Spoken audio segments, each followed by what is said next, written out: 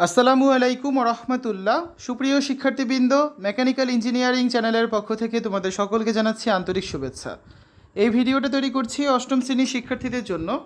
2025 সালের অষ্টম শ্রেণীর বাংলা বইয়ের 4 পৃষ্ঠার অতিথি স্মৃতি গল্পের কর্ম অনুশীলনের উত্তরগুলো নিয়ে আজকে আলোচনা করব।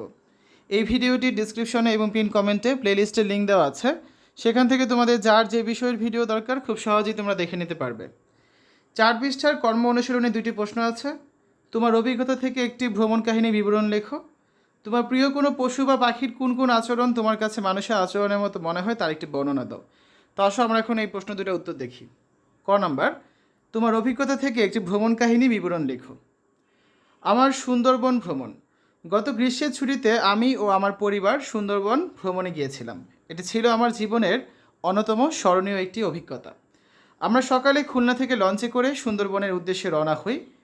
নদীর বয়ে চলা হাওয়া আর আশেপাশের সবুজ বনাঞ্চল দেখে মন প্রশান্তিতে ভরে ওঠে। কিছুক্ষণ পর আমরা কচিখালি অভয়ারণ্যে পৌঁছাই। সেখানে বাঘের পায়ের ছাপ দেখতে পাই, যা আমাদের সবাইকে রোমাঞ্চিত করে। এছাড়াও হরিণের একটি পাল দেখলাম, যারা নির্ভয়ে ঘুরে বেড়াচ্ছিল। সবচেয়ে চমকপ্রদ অভিজ্ঞতা ছিল কেওড়ার জঙ্গলে হাঁটা। চারদিকে শুধু গাছের শ্বাসমূল আর পাখির ডাক। আমরা সুন্দরবনে বিখ্যাত রয়্যাল বেঙ্গল টাইগার দেখতে না পেলেও বিভিন্ন বন্যপ্রাণী যেমন বানর, কুমির ও বন্য শূকর দেখতে পেয়েছিলাম। এই ভ্রমণ আমাকে প্রকৃতির সৌন্দর্য ও জীববৈচিত্র্য সম্পর্কে আরও জানার সুযোগ করে দিয়েছিল। আমি এই ভ্রমণ কখনোই ভুলব না। 2 নম্বর প্রশ্ন ছিল, তোমার প্রিয় কোনো পশু বা পাখির কোন কোন আচরণ তোমার কাছে মানুষের আচরণের মতো মনে হয় তার একটি বর্ণনা দাও। পাখির আচরণে মানুষের প্রতিচ্ছবি। আমার প্রিয় পাখি হচ্ছে কাক।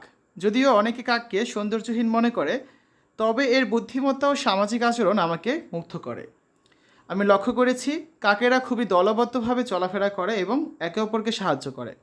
যদি কোনো কাক বিপদে পড়ে বা আহত হয়, তখন আশেপাশে কাকেরা এসে তাকে সাহায্য করার চেষ্টা করে। এটি একদমই মানুষের সহানুভূতির মতো মনে হয়। এছাড়া কাকের স্মৃতিশক্তি অত্যন্ত প্রখর। আমি দেখেছি তারা নির্দিষ্ট স্থানে খাবার লুকিয়ে রাখে এবং পরে তা খুঁজে বের করে। এটি মানুষের মতো পরিকল্পনা করার দক্ষতারই পরিচায়ক।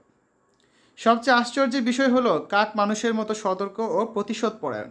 কেউ যদি কাককে কষ্ট দেয়, সে তাকে চিনে রাখে এবং সুযোগ পেলেই সে প্রতিশোধ নেয়।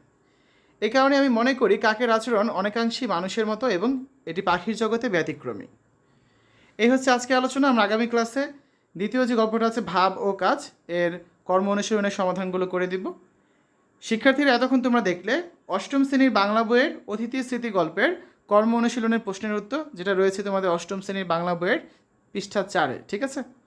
তো আশা করি আজকের এই ভিডিওটি তোমাদের কাছে ভালো লেগেছে। আমাদের চ্যানেলের অন্যান্য ভিডিওগুলো দেখার আমন্ত্রণ জানিয়ে আজ এখানে বিদায় নিচ্ছি।